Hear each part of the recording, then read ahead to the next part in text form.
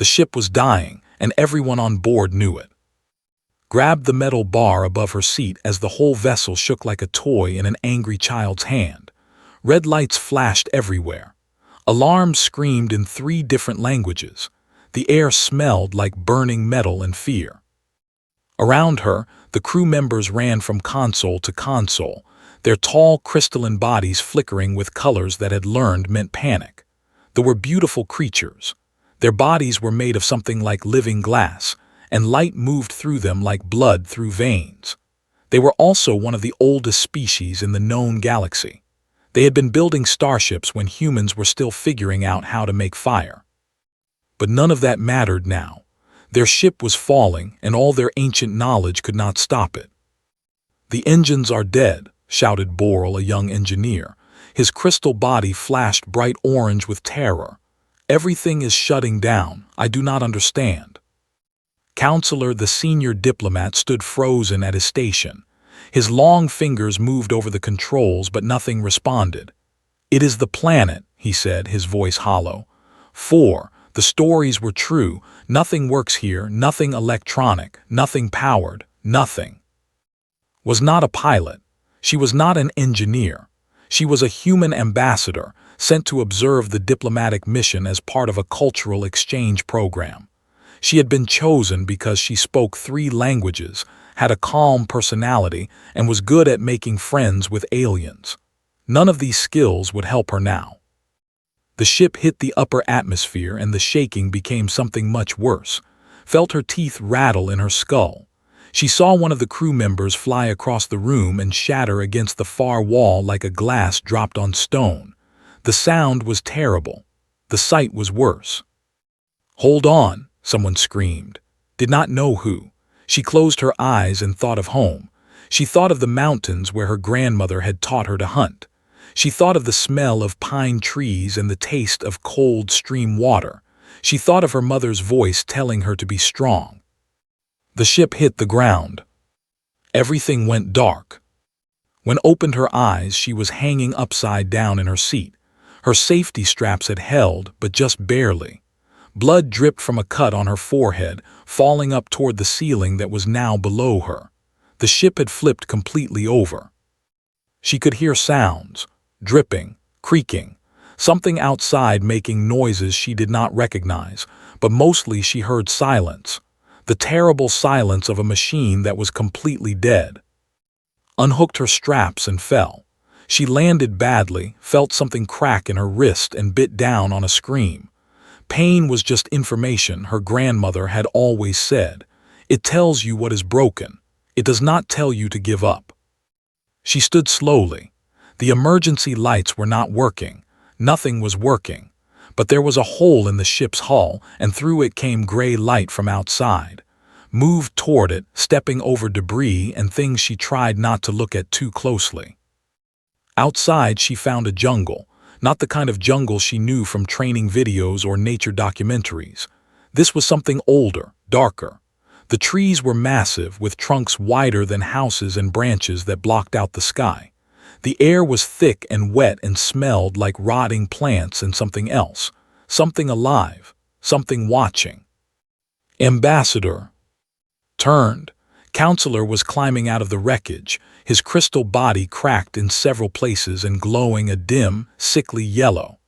Behind him came Boral, moving slowly, one of his legs not working properly. "Are there others?" asked. Lights dimmed even further. "No, we are all that remain, 7 crew members gone just like that." He looked at the dead ship, at the silent jungle, at the gray sky above. "We are stranded on a world that kills technology. We have no way to call for help. No weapons, no tools, nothing." Boral made a sound that might have been crying if they could cry. "We are going to die here. They will come. They always come when ships crash. They can smell the metal. They can smell the fear. They will eat us. They will crack open my body and drink the light inside me." Looked at the young alien. He was terrified. They both were, and they had every reason to be. She had read about 4 in her briefings. The planet was a death trap. Nothing electronic worked within its atmosphere. Ships that crashed here never sent distress signals. The creatures that lived here had evolved to be the perfect predators in a world without technology. By every reasonable measure, they were already dead. It was just a matter of time. Walked to the ship's wreckage and began pulling at a piece of twisted metal. It took all her strength, but finally it came free. A long, jagged piece of hull plating about the length of her arm, sharp on one end, heavy enough to do damage. Watched her with confusion. "What are you doing?" "We need shelter," said. "Those trees have thick branches we can use. We need to find water before nightfall, and we need to find food." She looked at the jungle, at the shadows moving between the massive trees. "And we need to be ready for whatever lives here." "Ready?" Boral's voice cracked. "With what? Our technology is useless. We have nothing. They have not used primitive tools in 10,000 years. We do not even know how." Smiled. It was not a happy smile. It was the smile her grandmother had worn when she showed Young how to set a trap, how to skin a rabbit, how to start a fire with nothing but sticks and patience. "I know how," she said. "My people have only been in space for 200 years. Before that, we survived ice ages. We survived famines. We survived wars and plagues and disasters that killed millions. We did all of that without starships or plasma weapons or force shields." She tested the weight of the metal shard in her hand. "We did it with rocks and sticks and the refusal to die." Stared at her. In all his centuries of life, in all his studies of the younger species of the galaxy, he had never heard a human speak like this. He had always thought of them as clever children, playing with technology they barely understood. Now, looking at this small woman holding a piece of scrap metal like it was a weapon, he felt something he had not felt in a very long time. He felt hope. "Tell us what to do," he said. Pointed toward the trees. "First, we survive today. Tomorrow, we start fighting back." And so the three survivors walked into the jungle, leaving behind the dead ship and the dead crew and the world they had known. Ahead of them was darkness and danger and almost certain death. But was not thinking about death. She was thinking about what her grandmother had told her long ago on a cold mountain morning. "Everything in nature wants to live," the old woman had said, "but only humans are too stubborn to know when to stop trying." Intended to be very stubborn indeed. 3 days had passed since the crash, and had not slept more than 4 hours total. There was too much to do. Every moment of daylight was precious. Every moment of darkness was dangerous. She moved through both like a ghost, always working, always planning, always watching the shadows for movement. The shelter had been her first priority. She had found a rocky overhang near a small stream, natural protection on 3 sides. Using the metal shard as a cutting tool, she had hacked branches from the massive trees and woven them together into walls. She had sealed the gaps with mud and tree sap. She had built a floor of dried leaves and soft moss. It was not comfortable. It was not pretty. But it was hidden and it was defensible. And Boral had watched her work with amazement. They were creatures of technology. They lived in cities of light and crystal. They traveled between stars in ships that could think for themselves. They had machines that did everything for them. The idea of building something with bare hands, of shaping the world through physical labor, was almost impossible for them to understand. "How do you know how to do this?" Boral asked on the second day, watching weave fibers into rope. "Your species has starships, you have robots. Why would you learn such things?" Did not stop working. "My grandmother taught me. She grew up in the mountains in a small village with no electricity, no running water. She learned from her mother who learned from her mother. Hundreds of generations of knowledge passed down from parent to child." "But why keep such knowledge when you no longer need it?" Smiled. "Because we always knew we might need it again. Because machines break. Power runs out. The universe is dangerous, and the only tool you can always count on is your own mind and your own hands." Boral was quiet for a long time after that. On the third night, left the shelter alone. Had argued against it. The apex predators of 4 hunted at night, Going out into the jungle after dark was suicide, but had explained her reasoning calmly. They needed more than plants and insects to eat. They required certain minerals to survive, minerals found in meat. If they did not hunt, they would slowly starve. More importantly, needed to understand their enemy. She needed to see how they moved, how they hunted, where they were weak. She could not do that hiding in a shelter. She had to go out into their world. She had to become a predator herself. The jungle was different at night. The massive trees blocked out the stars, creating a darkness so complete that could not see her own hand in front of her face. But her other senses were sharp. She could hear the rustle of leaves, the drip of water, the soft sounds of creatures moving through the undergrowth. She could smell the rich decay of the forest floor and the sharper scent of living things nearby. She moved slowly, carefully, stopping often to listen. Her grandmother had taught her this. Patience was the most important skill of a hunter. The prey would reveal itself eventually. You just had to wait. She found the near midnight. There were two of them, drinking from a stream about 50 meters away. Even in the darkness, could see them clearly. They glowed faintly, bioluminescent patterns running along their armored bodies. They were massive creatures, 6 legs supporting a body the size of a small car. Their heads were all teeth and armor, designed for biting through anything they caught. Stayed perfectly still and watched. They did not see her. Their eyes were large but seemed to work poorly. They relied more on smell and vibration, she realized. They felt movement through the ground. They tracked scent through the air, but they could not see a motionless target in the darkness. This was useful information. She watched for an hour, learning their behavior. They communicated with low sounds almost too deep to hear. They moved in coordinated patterns, clearly working together. They were intelligent in their way. Pack hunters, social creatures. But they had weaknesses. Their armor covered their backs and sides, but their bellies were softer. Their legs, while powerful, had joints that bent in predictable ways. Their throats were protected only by thinner scales, not the heavy plating elsewhere. And they were confident. They moved through the jungle like nothing could threaten them. They did not watch for danger because they had never known danger. They were the top of the food chain. They did not know that a new predator had arrived. Returned to the shelter before dawn, her mind full of plans. She said nothing to and Boral about what she intended to do. They would only try to stop her. They would call it too dangerous, too crazy, too human. They would be right about that last part. The next day began preparing. She found a stone with the right shape and spent hours sharpening it against harder rock. She twisted plant fibers into strong cord. She carved a straight branch into a shaft, fire hardening the wood over a small flame she had coaxed to life through friction. Watched her work with growing concern. What are you building? A spear. You cannot be serious. You intend to hunt with a pointed stick.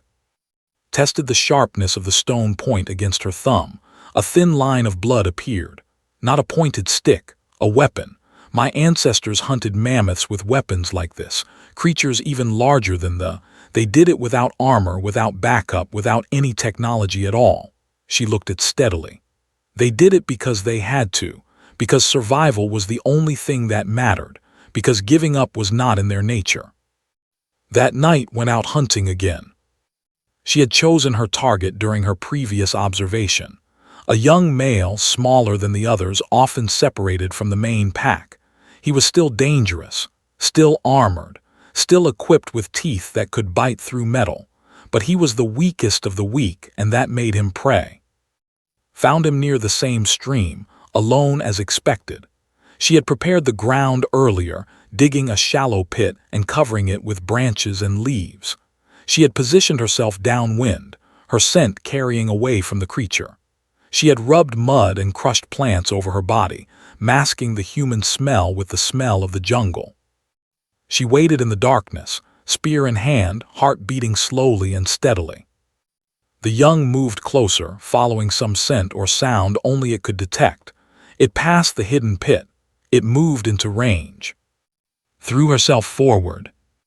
The spear took the creature in the throat, punching through the thin scales and into the soft tissue beneath. The screamed, a sound like tearing metal, and thrashed wildly. Its tail caught across the chest, throwing her backward. She hit the ground hard, felt ribs crack, tasted blood. But she was already moving, already up, already pulling the stone knife from her belt. The was dying, but it was not dead yet. It lunged at her, teeth snapping. Dodged, feeling the wind of its jaws passing inches from her face. She drove the knife into its eye, twisted, pulled back. The creature collapsed, twitching, its bioluminescent patterns flickering and fading. Then it was still. Stood over the body, breathing hard, covered in blood that was both hers and the creature's. Her ribs screamed with pain. Her hands were shaking. She was exhausted beyond words. But she was alive, and she had won. She looked down at the dead, at its massive fangs gleaming in the darkness. A new idea formed in her mind. The stone knife was good, but it could be better. The spear was effective, but it could be stronger. What if she made her weapons from the itself? Knelt beside the body and began to work. She had a lot to do before dawn. And when and Boral saw what she brought back to the shelter, they finally began to understand what kind of creature a human truly was. The fang was as long as forearm, curved like a crescent moon, and sharper than any blade that had ever forged in their plasma foundries. For 3 days after the hunt, worked on it. She used rough stones to grind away the excess material. She polished the surface with fine sand until it gleamed. She carved a socket into the base and fitted it to a hardwood shaft, binding it tight with cord made from this own sinew. She wrapped the grip in cured hide, giving her hand something to hold onto when the fighting got close. Watched the whole process with something between horror and respect. You are making a weapon from the creature that tried to kill you. From the creature I killed, corrected, there is a difference. I do not see one. Held up the finished blade, testing its balance. The fang caught the light, gleaming with an edge that could split a hair. The difference is respect. This creature was strong, it was fast, it was perfectly designed for this world. By using its fang as my weapon, I honor what it was. I take its strength and make it my own. Boral, who had been listening quietly, spoke up. Is this a human custom, to make weapons from your enemies? Smiled, an old one. My ancestors wore the teeth of wolves around their necks. They made armor from the shells of great sea creatures. They believed that by carrying part of the beast, they carried part of its spirit. She slid the fang blade into a sheath she had made from hide.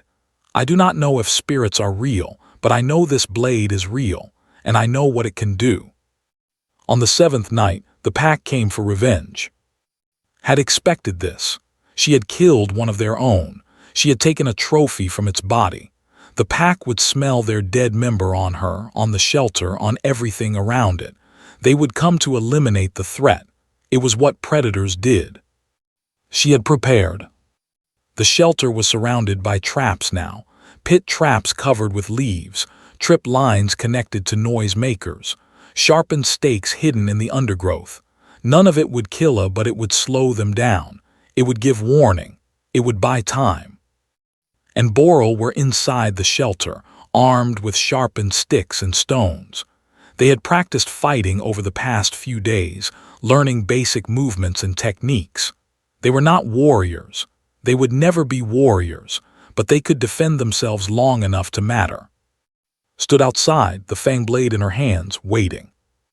They came just after midnight. 5 of them moving through the jungle in perfect silence. Their bioluminescent patterns were dimmed, barely visible, making them shadows among shadows. The alpha was in front, the largest had ever seen, easily twice the size of the one she had killed. Its armor plates were from dozens of fights. Its eyes glowed with cold intelligence. The pack spread out, surrounding the shelter. They were not rushing in blindly. They were hunters too. They were being careful. The first trap triggered. A pit collapsed under one of the smaller, sending it tumbling into sharpened stakes. It screamed and thrashed, badly wounded but not dead. The sound echoed through the jungle. The alpha roared, a deep sound that felt in her bones. It was angry now. Good. Angry enemies made mistakes. Two more charged the shelter from different directions. One hit a trip line and stumbled, giving just enough time to close the distance. She drove the fang blade into the soft tissue behind its front leg, twisted, and pulled free. The creature collapsed, bleeding heavily, and was already moving. The second one was on her before she could reset her position. Its teeth snapped at her face. She threw herself backward, feeling the wind of its jaws, and slashed desperately. The fang blade opened a long cut across its snout, not deep enough to kill, but enough to blind it with blood and pain. The creature howled and staggered, finished it with a thrust to the throat. 3 down, 2 remaining, including the alpha. But was not unharmed. The second had caught her with its claws, raking deep gouges across her left side. Blood soaked through her torn clothing. Every breath hurt. Her vision was starting to blur at the edges. She forced herself to stay standing. Falling now meant dying. The fourth, the one she had wounded in the pit, had climbed free. It was limping badly, one of the stakes still embedded in its side, but it was still dangerous. It and the alpha approached from opposite directions, trying to flank her. Made a decision. She charged the wounded one. It was not expecting that. Prey ran away. Prey hid. Prey did not attack. The hesitated for just a moment, confused by behavior it had never seen before. That moment was enough. Leaped onto its back, grabbing one of the armor plates for balance. The creature bucked and thrashed, trying to throw her off, but she held on. She found the gap between its armored plates, right at the base of the skull, and drove the fang blade in with all her strength. The dropped instantly, dead before it hit the ground. Rolled free, coming up in a fighting stance, but her body was failing. Too much blood loss, too much damage. She could barely lift the blade. The alpha stood 10 meters away, watching her. Its eyes held something that might have been respect, or perhaps it was just hunger, could not tell. "Come on," she whispered. Her voice was hoarse. Her hands were shaking, but she would not kneel, she would not beg. She would die on her feet, fighting like her ancestors had. The alpha lowered its massive head, preparing to charge. And then was there. The counselor came out of the shelter with a spear in his crystalline hands, moving faster than had ever seen him move. He planted himself between her and the alpha, his body flickering with colors she did not recognize. "You will not have her," he shouted. His voice cracked with fear, but he did not move. "She saved us, she fought for us. You will have to go through me." The alpha paused. This was new. This was confusing. The tall crystal creature was not a threat.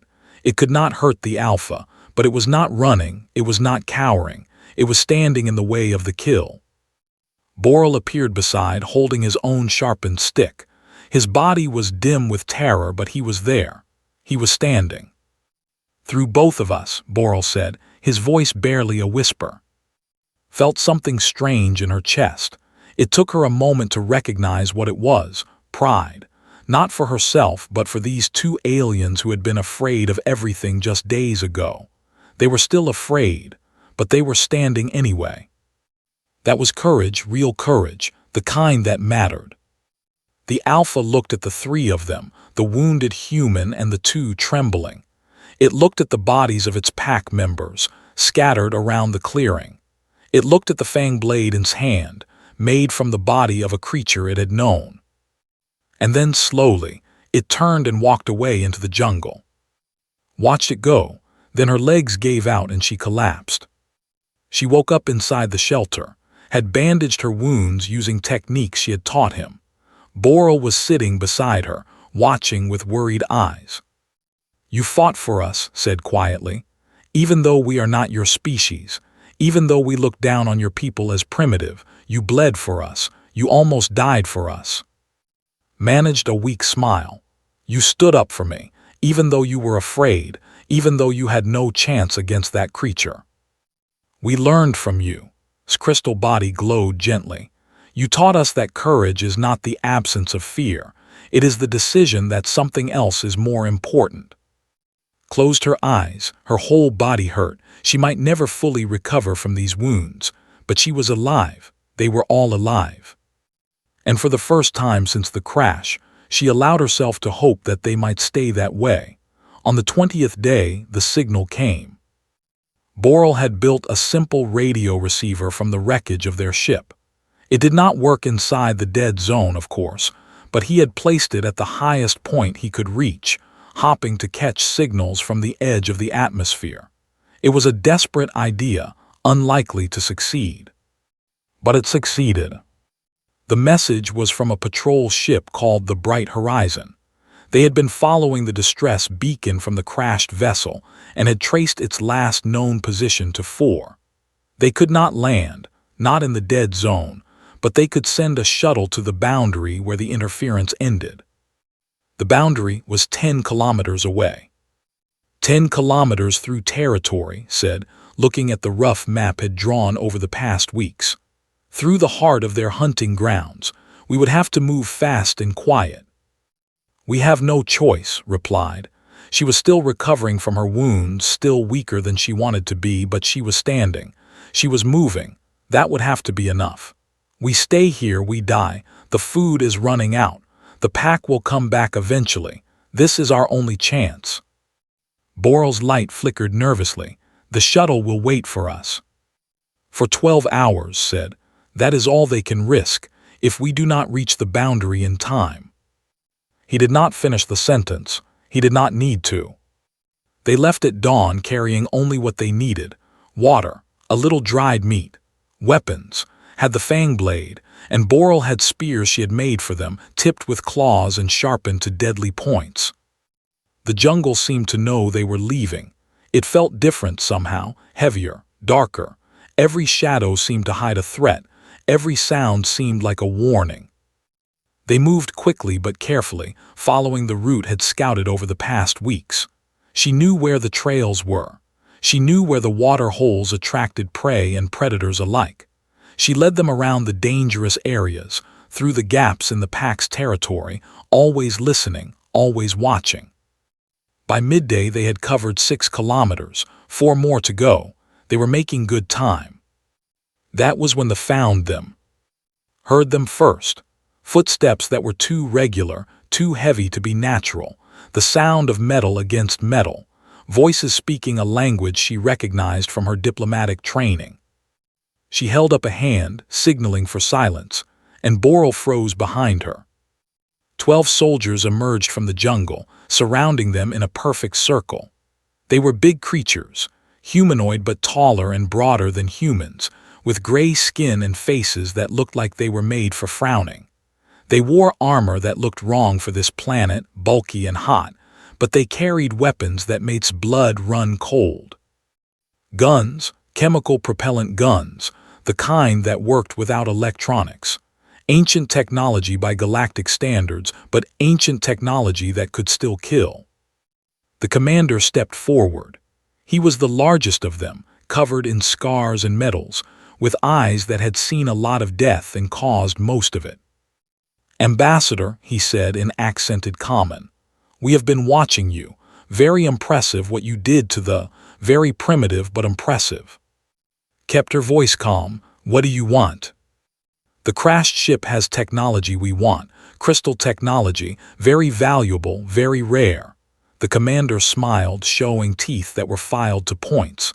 We do not want witnesses. We do not want them to know we were here. You understand? Understood perfectly.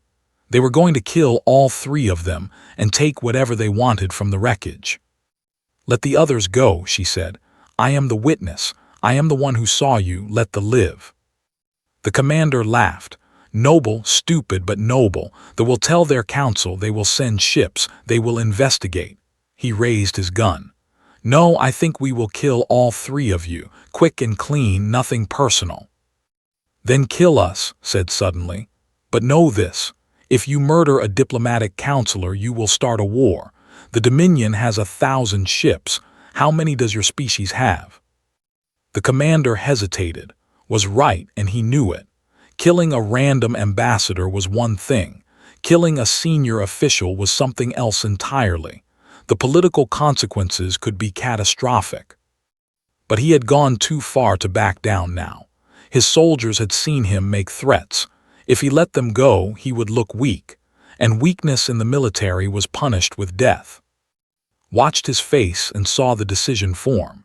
He was going to kill them anyway and hope no one ever found out. "Last chance," the commander said. "Surrender the walk away, human. We have no quarrel with your species. You can live." Looked at and Boral. They were terrified. Their crystal bodies were dim with fear, but they were standing beside her, just like they had stood against the Alpha. They were ready to die with her. She thought about her grandmother, about the stories of the old days, about ancestors who had faced impossible odds and refused to give up, about the stubborn human refusal to accept defeat. "No," said. The commander blinked. "What?" "I said no. These are under my protection. They are my people now. You want them, you go through me. You have a knife. We have 12 guns." Smiled. It was not a friendly smile. It was the smile of a predator showing its teeth. "Then I guess I need to be very fast." She moved. Later, the surviving would tell stories about what happened next. They would tell them in whispers in dark corners when they were very drunk. They would tell them like ghost stories, like nightmares, like warnings to others who might underestimate humans. The human woman had moved like nothing they had ever seen. Not fast like a machine, fast like an animal, fast like lightning or death. She had closed the distance before the first soldier could aim, and then his throat was opening and blood was spraying and she was already moving to the next one. Gunfire had filled the jungle. Bullets had torn through leaves and bark and flesh, but the human was never where the bullets were. She seemed to know where they would be before they were fired. She flowed around them like water around stones. 3 soldiers fell before anyone understood what was happening. A 4th went down with a spear through his chest, thrown by the counselor who had apparently learned something from the human. A 5th died when his own gun was turned against him, the human somehow wresting it from his hands and firing point blank. The commander had tried to run. The human had caught him. What she did to him was quick, but it was not clean. When it was over, 10 lay dead in the jungle. 2 had escaped, fleeing into the trees, but they were wounded and they would find them soon enough. Stood in the center of the carnage, breathing hard. She was wounded again, shot twice, but still standing. Blood ran down her arms, her face, her legs. Some of it was hers, most of it was not. Stared at her with something beyond shock, something beyond fear, something that might have been awe. "You," he started but could not finish. Wiped blood from her eyes. Her voice was steady, but there was something wild in her gaze, something ancient and dangerous. 2 kilometers left, she said. "We need to keep moving." She took a step, stumbled, and nearly fell. Caught her, his crystal arms surprisingly strong. "You are badly hurt," he said. "You cannot continue." "I can continue until I die," replied, "and I am not dead yet." She pulled free from his grasp and began walking toward the boundary, toward the shuttle, toward survival. Looked at Boral. Neither of them spoke. There was nothing to say. They followed the human into the jungle, stepping over the bodies of her enemies, and wondered what their galaxy would become when more humans came to the stars. The shuttle ramp was the most beautiful thing had ever seen. They had made it. 2 kilometers through hell, carrying a wounded human who refused to be carried, fighting through pain and exhaustion and the ever-present fear of more enemies. They had stumbled out of the dead zone just as the sun was setting, and there was the shuttle waiting for them, its lights blazing like a beacon of hope. Medics rushed forward as they approached. They tried to take on a stretcher, but she waved them away. "I walked into that jungle," she said, her voice barely a whisper. "I will walk out of it." And she did. Step by painful step, bleeding from wounds that should have killed her hours ago, she walked up the ramp and into the shuttle. Only when she was inside, only when the doors closed behind her, did she finally allow herself to collapse. She woke up 3 days later on the bright horizon. The ship's medical bay was bright and clean and humming with technology. Machines beeped and clicked around her, monitoring her vital signs, pumping healing compounds into her blood. Her wounds had been treated, her bones had been set, her body was beginning to repair itself. She was going to live. Was sitting beside her bed when she opened her eyes. He looked different somehow. His crystal body was brighter, his posture. He looked like someone who had been changed forever. "Ambassador," he said quietly, "you are awake." "How long?" Her voice was hoarse. 3 days, you lost a lot of blood. The doctors said anyone else would have died. They said you should have died a dozen times on that planet. Crystals flickered with something like wonder. But you did not die. You refused. Managed a weak smile. Stubborn, it is a human thing. It is more than that, leaned forward. I have lived for 300 years. I have studied 100 species. I thought I understood what humans were, clever primitives, young explorers, children playing with technology they barely understood. He paused. I was wrong. What do you think we are now? Was quiet for a long moment. When he spoke, his voice was heavy with meaning. I think you are what we used to be, before we had starships, before we had plasma weapons, before we forgot what it meant to survive. He looked at his crystalline hands. They are old. We have been traveling the stars for 10,000 years. We have built wonders beyond counting, but we have lost something along the way. We have lost the ability to fight when all our tools are taken away. We have lost the knowledge of how to survive with nothing. He looked at, and his eyes were bright with respect. You have not lost anything. You remember. Your whole species remembers, and that makes you more dangerous than any weapon we have ever built. 1 month later, Counselor stood before the High Council on their of Prime. The chamber was ancient and beautiful, made of living crystal that sang with gentle harmonics. The council members sat in a circle, their bodies glowing with the soft light of their kind. Had been speaking for hours, he had told them everything. The crash, the dead zone, the in the hunt, the ambush, everything. But mostly, he had told them about. You must understand, he said, his voice echoing in the crystal chamber. I watched a human woman kill an apex predator with a sharpened stick. I watched her carve a weapon from its fang. I watched her fight off an entire pack of creatures that could have destroyed our best soldiers. I watched her charge 12 armed enemies with nothing but a bone blade, and I watched her win. The council members murmured among themselves. One of them, the High Arbiter, raised a hand for silence. Counselor, you are suggesting that humans are more dangerous than we believed, but they are still a young species. They have only been in space for 2 centuries. They cannot threaten the Dominion. With respect, High Arbiter, you are missing the point. Crystals flashed with emotion. I am not saying humans will threaten us. I am saying humans will survive us. They will survive everyone. The chamber fell silent. Think about it, continued. In 10,000 years, what will the be? We depend on our technology. We cannot live without our crystal networks, our healing machines, our starships. Take those away and we die. We have forgotten how to exist without them. He gestured toward a viewport, where stars gleamed against the black of space. But humans remember. They teach their children how to make fire with sticks. They tell stories of ancestors who survived ice ages with stone tools. They never stopped learning the old ways, even as they learned new ones. And when everything fails, when technology dies, when the universe throws its worst at them, they do not give up. The High Arbiter leaned forward. What are you suggesting we do? Learn from them, study them, not as primitives to be observed from a distance, but as equals to be respected.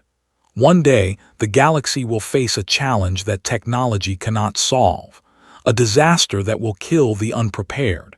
And when that day comes, the humans will survive it. The question is whether we will be standing beside them or buried in the ruins of our crystal cities. The council debated for many days after that. Some dismissed warnings as exaggeration, others listened more carefully. Changes were proposed, reforms were suggested. In the end, they established a new program, cultural exchange with humanity. Not just diplomatic missions, but real exchange. Citizens living on Earth, learning human ways. Human teachers on worlds, sharing the knowledge of survival that had been passed down for thousands of generations.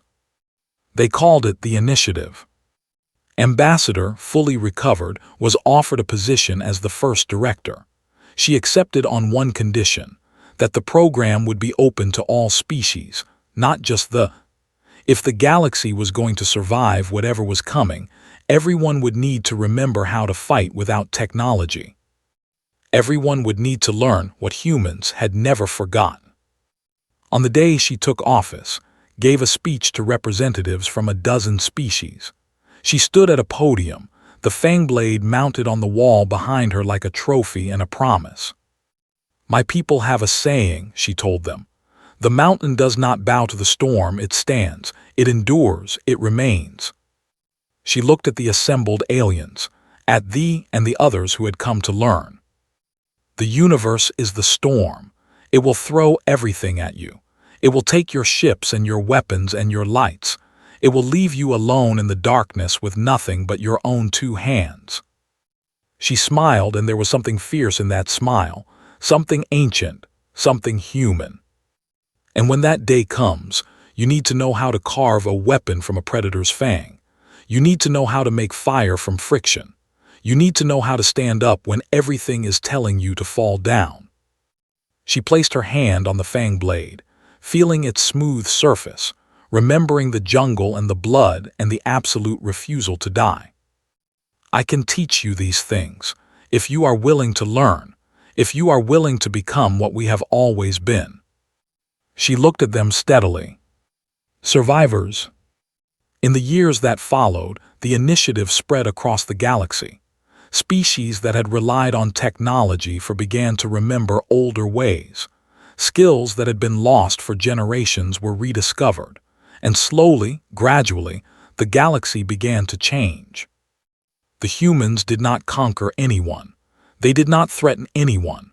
They simply survived as they always had, as they always would. And the other species watched them, learned from them, and began to understand a simple truth. The most dangerous creature in the galaxy was not the one with the most powerful weapons. It was the one that did not need weapons at all. In the training halls of the initiative, there hangs a simple plaque. It contains a quote from an old human text, translated into 100 languages.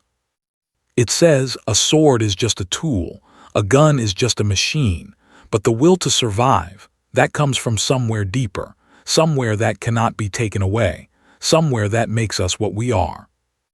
Below the quote is a carving of a woman, holding a blade made from a predator's fang. The legend had begun.